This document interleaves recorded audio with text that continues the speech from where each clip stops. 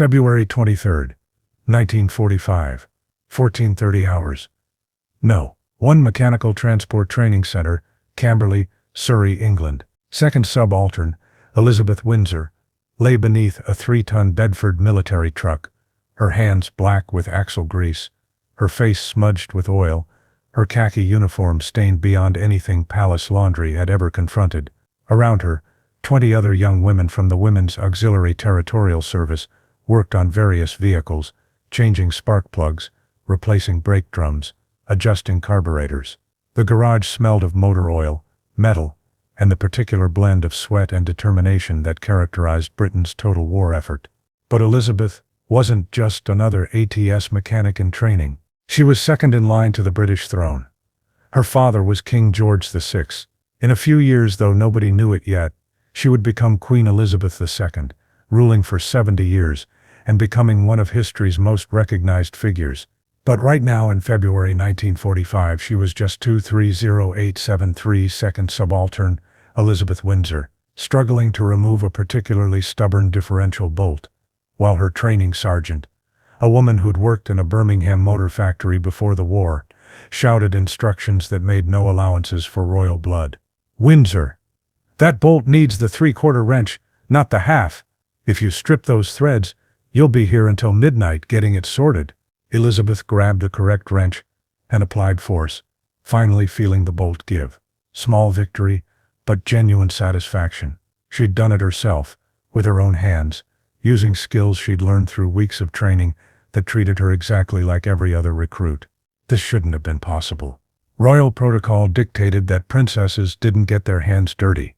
They certainly didn't crawl under military trucks. They attended ceremonies, performed carefully scripted public duties, married appropriately, and maintained the monarchy's carefully constructed mystique. But this was 1945. Britain had been at war for nearly 6 years. Every person who could contribute was expected to contribute. Even princesses. Especially princesses. Because if the king's own daughter wouldn't serve, how could the monarchy ask anyone else's daughter to sacrifice? But the story wasn't just about Elizabeth's service. It was about what happened when German officers, captured in the war's final months, learned that a British princess had been repairing trucks. Their reaction revealed everything about the fundamental differences between Nazi ideology and British civilization, and those differences, more than any battle, explained why Britain won. The decision. The conversation had taken place in late 1944, in Buckingham Palace's relatively undamaged sitting room. King George VI, his wife Queen Elizabeth, and their 18-year-old daughter Princess Elizabeth, discussed what role the princess should play as the war entered its final year. Elizabeth had been pressing for active service since 1942. She'd watched her contemporaries join the Women's Royal Naval Service, the Women's Auxiliary Air Force, or the Auxiliary Territorial Service. She'd seen girls she'd known socially leave for training camps, emerge as capable service members, contribute meaningfully to the war effort. Meanwhile, she performed ceremonial duties. Important, certainly. Morale boosting. Absolutely. But not the same as actually doing something. "I want to serve properly," Elizabeth said, not for the first time. Not just wave from cars or give speeches someone else wrote. "I want to actually contribute." The king understood her frustration. He'd served in the Royal Navy during the Great War, seen combat at Jutland. He knew the difference between ceremonial service and real contribution. But allowing the heir presumptive to join military service created complications. Security concerns were real. What if she was captured or killed? Protocol questions abounded. How do you maintain royal dignity while following military discipline? Political implications existed. Would this seem like propaganda, or would it genuinely demonstrate royal solidarity with common sacrifice? Queen Elizabeth, the current Queen Mother in future years, made the decisive argument. If she doesn't serve, we're saying that royal blood is too precious for the dangers ordinary families face every day. We're saying monarchy sits above the people rather than with them. That's exactly what fascism claims about hierarchy and blood superiority. If we believe in democracy, if we believe in Britain's values, then our daughter serves like anyone else's daughter. The king nodded slowly. His wife was right. This was about more than Elizabeth's desire for meaningful service. This was about what the monarchy represented during civilization's greatest crisis. She'll join the ATS, the king decided. Full training, no special treatment. She'll learn motor vehicle maintenance and driving. Useful skills, real work. She'll live in barracks when possible. Take orders from sergeants who won't care about her title. Get her hands dirty like everyone else. Elizabeth's face showed restrained triumph. She'd won, but knew better than to celebrate visibly. This was duty, not adventure. Thank you, Papa. Don't thank me yet, the king said dryly. Wait until you've spent a few weeks being shouted at by training sergeants who learned their command voices in factory floors. You might find ceremonial duties seemed easier in retrospect, but he was proud. His daughter wanted to serve genuinely, not perform service as theater. That showed the right character for someone who might someday wear the crown. The training. Elizabeth's ATS training began in March 1945 at the Mechanical Transport Training Center in Camberley. She reported as Second Subaltern Windsor, her rank reflecting her status but her surname emphasizing she was there as an individual, not as princess. The commanding officer, Commander Violet Wellesley, had clear instructions: treat Windsor like any other recruit. No special privileges. No exemptions from difficult tasks. No allowances for delicate royal sensibilities. Wellesley had trained hundreds of young women in vehicle maintenance and military driving. Most came from working-class backgrounds, daughters of factory workers or shopkeepers. They arrived knowing how to work with their hands, accustomed to physical labor, unbothered by dirt and grease. Elizabeth arrived, knowing how to sit properly during state dinners. The first week was an education in humility. Vehicle maintenance training started with basic theory: how internal combustion engines work, the function of transmissions, brake systems, electrical components. Elizabeth, who'd received excellent academic education in history and constitutional matters but minimal mechanical instruction, struggled to understand concepts that seemed obvious to girls who'd grown up helping fathers repair family cars. When Sergeant Major Patricia Davies, a formidable woman who'd worked as head mechanic in a transport depot, explained differential gears, Elizabeth's confusion must have shown on her face. "Windsor, do you understand or not?" "Not entirely, Sergeant Major." "Then you'll stay after class until you do understand.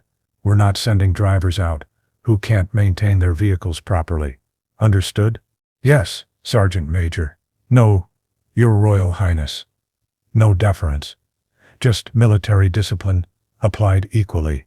Elizabeth stayed after class that evening, along with two other struggling recruits, while Davies explained differential gears using a disassembled component, making them touch each part, understand its function through hands-on examination. It was effective teaching. It was also humbling.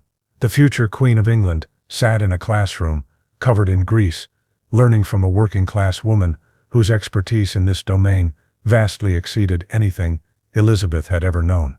But that was precisely the point. The work. By April 1945, Elizabeth had progressed to practical vehicle maintenance.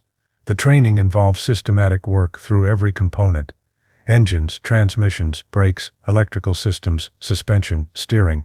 Each recruit had to demonstrate competence by actually performing maintenance, not just observing. You learned to change spark plugs by changing spark plugs. You learned to adjust brake shoes by adjusting brake shoes. You learned to time ignition systems by timing ignition systems. Elizabeth's hands, which had never done more strenuous work than holding reins while riding, became calloused from tools, stained with grease that wouldn't fully wash out, cut and scraped from sharp metal edges. She learned that 3-ton Bedford trucks had different maintenance requirements than lighter vehicles. She learned that Austin ambulances needed careful handling of medical equipment racks. She learned that particular satisfying feeling when an engine you'd just tuned purred smoothly. The work was hard. Cold garage floors, in English spring, heavy components that required real physical strength to lift, stubborn bolts that wouldn't budge, mysterious mechanical problems that required systematic diagnosis. But it was also genuinely useful. Britain's military relied on thousands of vehicles. Those vehicles required constant maintenance.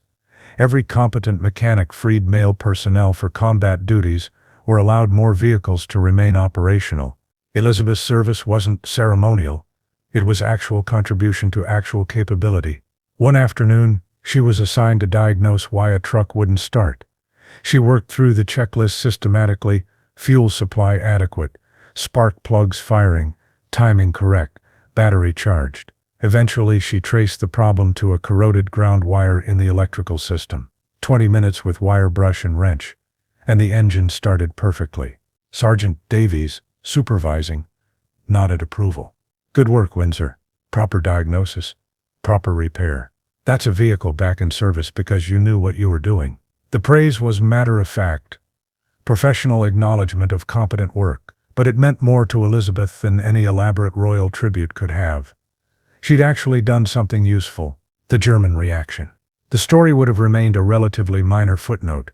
Future Queen served in ATS during war, interesting but not extraordinary, except for what happened after Germany's surrender in May 1945. As British forces processed hundreds of thousands of German prisoners, including numerous high-ranking officers, some of these officers were shown British newsreels and newspapers as part of information campaigns about democratic society. One newsreel, produced in April 1945, showed Princess Elizabeth working on vehicles at Camberley. The footage was straightforward documentary. Elizabeth in uniform, hands dirty, working alongside other ATS members, being instructed by sergeants, performing actual maintenance work. When German General Heinz Guderian, the armor tactician, architect of Blitzkrieg, captured in the war's final days, saw this footage during processing. His reaction was documented by British intelligence officers present. "This cannot be real," Guderian stated flatly. "This is British propaganda. No nation would allow royal blood to perform manual labor, certainly not mechanical work appropriate for workers, not aristocracy." The intelligence officer, Captain James Morrison, assured him it was genuine. Second Subaltern Windsor is actually Princess Elizabeth, King's daughter. She joined ATS in March, completed full training, works as vehicle mechanic and driver, no special treatment. Same duties as any recruit. Guderian shook his head, genuinely disturbed. This is madness. This undermines everything aristocracy represents. Blood hierarchy exists for reason. Superior blood for leadership, inferior blood for labor. Allowing royal princess to perform workers' tasks destroys natural order. Morrison, who'd studied German at Cambridge before the war and understood Nazi ideology thoroughly, recognized what was actually happening. Guderian wasn't critiquing British propaganda technique. He was confronting fundamental ideological contradiction. Nazi philosophy was built on absolute hierarchy, Führer principle, racial superiority, blood mysticism, natural inequality as virtue. The idea that someone of superior blood would voluntarily perform inferior work violated every principle Nazi ideology claimed as eternal truth. In Britain, Morrison explained carefully, "We believe service is honorable regardless of station. The King's daughter serves because all citizens contribute when nation needs them. Her blood doesn't make her too precious for honest work. It makes her responsible to set example." Example of what? Guderian demanded. Equality. There is no equality. There is superior and inferior, leaders and followers, those who command and those who obey. Your princess performing mechanics work doesn't prove equality. It proves Britain has lost understanding of proper order. But Morrison understood what Guderian couldn't grasp. Elizabeth's service proved exactly what Britain was fighting for. A civilization where value came from contribution, not bloodline, where duty applied to everyone including royalty, where hierarchy existed for function, not mysticism. "That's the difference between us, General," Morrison said quietly. "You built society on who people are. We built society on what people do. Your system failed. Ours won." The broader context. Guderian wasn't alone in his reaction. Multiple German officers, shown evidence of Elizabeth's ATS service, responded with similar disbelief and ideological confusion. General Feld Marshal Wilhelm Keitel, OKW chief, called it degenerate democracy destroying natural hierarchy. SS Obergruppenführer Karl Wolff described it as proof British aristocracy abandoned its proper role. These weren't men pretending confusion for propaganda purposes. They genuinely couldn't reconcile royal princess performing manual labor with their understanding of how civilization should function. Nazi ideology claimed blood hierarchy was natural law. Superior races ruled. Inferior races served. Within races, superior blood led. Inferior blood followed. This wasn't political preference. This was claimed as eternal truth. The Führer stood at apex because he embodied German racial destiny. Below him, party leadership represented superior German blood selected for command. Below them, military aristocracy. Below them, administrative hierarchy. Down through society in strict order determined by blood purity and ideological loyalty.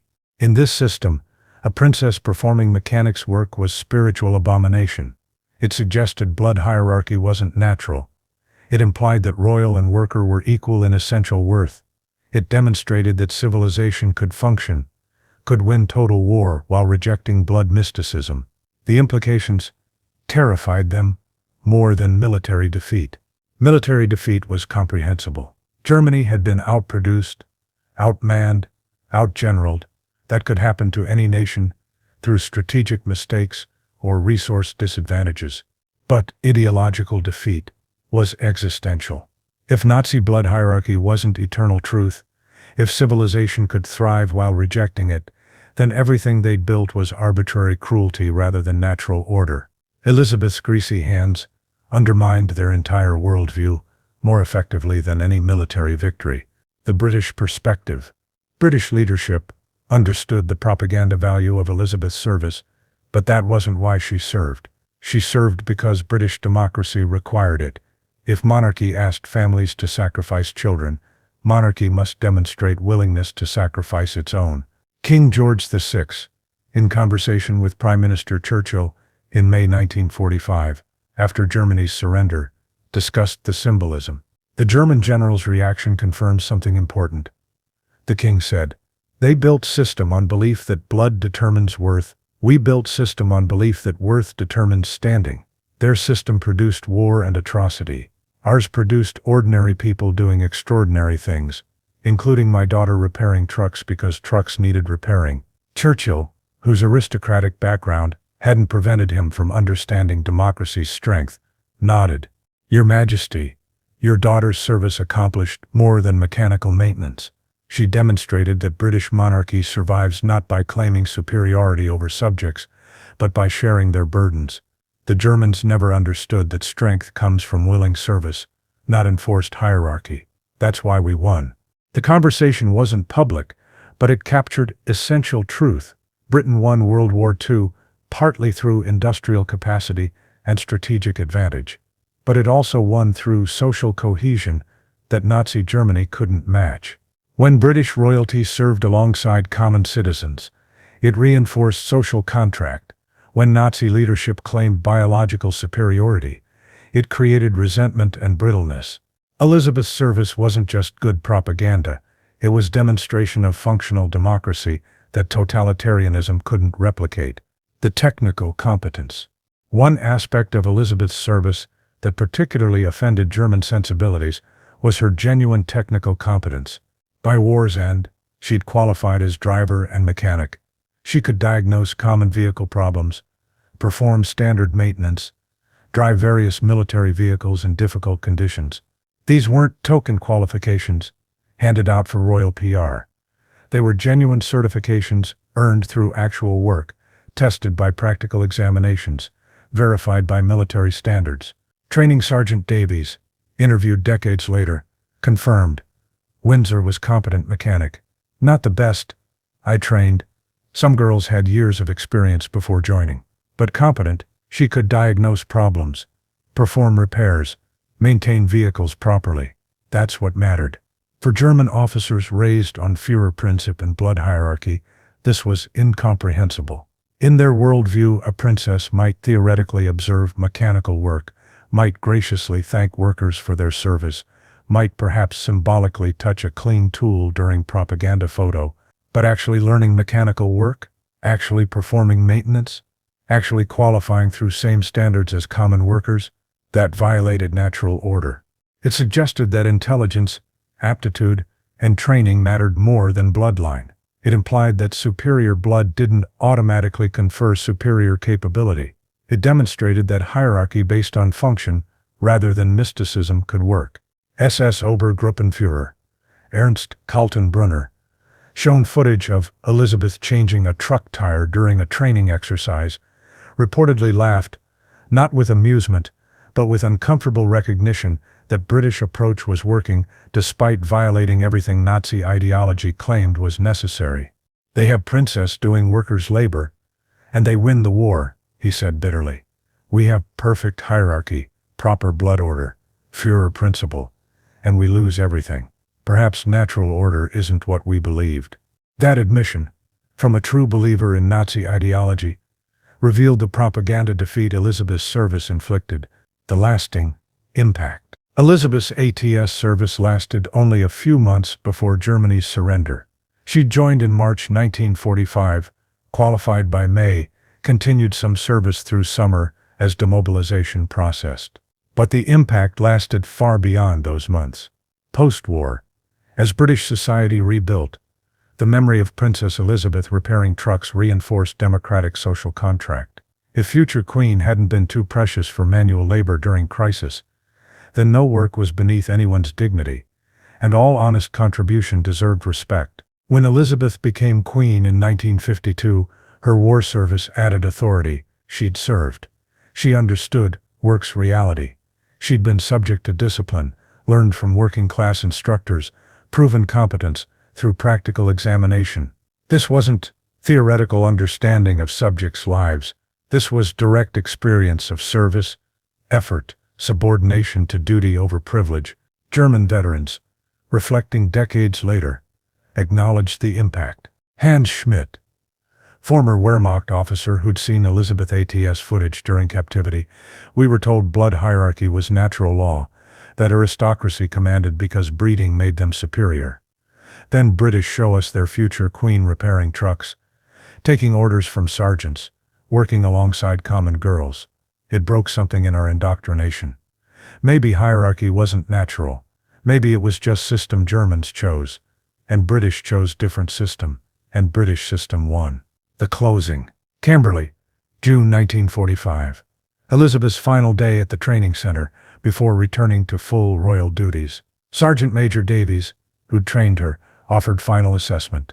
You did proper work, Windsor. You learned, you contributed, you met standards.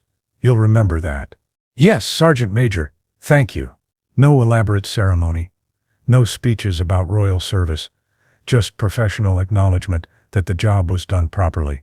Elizabeth walked away from the motor pool for the last time. Uniform still stained despite cleaning, hands still showing faint grease traces that palace staff would eventually remove. She'd spent 3 months as Windsor rather than princess. She'd taken orders from working-class women. She'd learned skills through actual practice.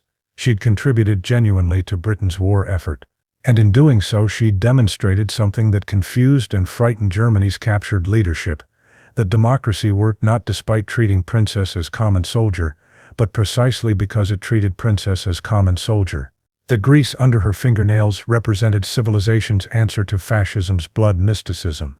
Nazi ideology claimed hierarchy was natural, that superior blood must command and inferior blood must serve, that mixing levels violated eternal order. British reality proved hierarchy could be functional rather than mystical, that worth came from contribution, not ancestry, that princess and mechanic could work as equals, because equality wasn't about identical capability, but about equal dignity in service. Elizabeth's service wouldn't prevent all Britain's post-war challenges. It wouldn't solve inequality or eliminate class tension, but it established that monarchy survived by serving, not by claiming biological superiority. When German generals couldn't believe British princess repaired trucks, they revealed exactly why Germany lost. They'd built civilization on lie that blood determined worth, while Britain built civilization on truth that worth determined standing. The trucks Elizabeth repaired rolled on through victory. The ideology that couldn't imagine princess repairing them collapsed into history's ashbin. And the princess who'd gotten her hands dirty became the queen, who reigned for 70 years, carrying always the memory that once she'd been just Windsor, taking orders from sergeants, proving competence through actual work, demonstrating that service mattered more than ceremony. The grease stains washed out. The lesson remained. Epilogue. Decades later, in 1969, during state visit to Germany, now Queen Elizabeth II met with former Wehrmacht officers at formal reception. One of them, emboldened by wine and curiosity, asked if the stories about her ATS service were true. Yes, Elizabeth confirmed. I served in ATS during the war, vehicle maintenance and driving. But why? The officer asked, genuinely confused. Even 24 years later, you were princess. You could have done ceremonial service. Elizabeth's response was matter of fact. Everyone served who could. Why should I have been exempt? The officer had no answer. Even decades later, having lived through Germany's democratic reconstruction, having seen that civilization functioned without blood hierarchy, he still couldn't quite grasp why British royalty would voluntarily do common work. That incomprehension was the victory Elizabeth's service had achieved, not a military victory. Those were won by soldiers and resources, but a civilizational victory that proved democratic equality was stronger than fascist hierarchy. She'd repaired trucks because trucks needed repairing. The simplicity of that truth defeated 12 years of Nazi blood mysticism more completely than any propaganda campaign could have achieved. And the grease under a princess's fingernails proved that civilization's strength came from willing service, not enforced submission to natural hierarchy. British democracy worked. Nazi ideology failed. The difference was written in the maintenance logs of 3-ton Bedford trucks repaired by second subaltern Windsor. The future queen, who'd learned to use a 3/4 wrench,